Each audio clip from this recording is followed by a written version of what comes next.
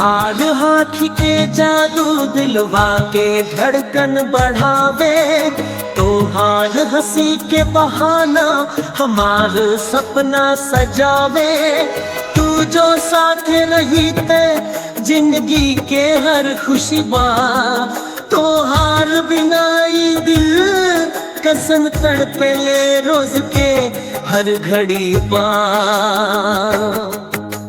प्यार के रंग में रंग हमनी के प्रेम कहानी, तू ही सच्चा साथी, तू ही हमर जिंदगानी। चाहे जीवन हो चाहे होए सुनसान राह, तोहरे साथे बा सब, तोहरे बिना कुछ न बा।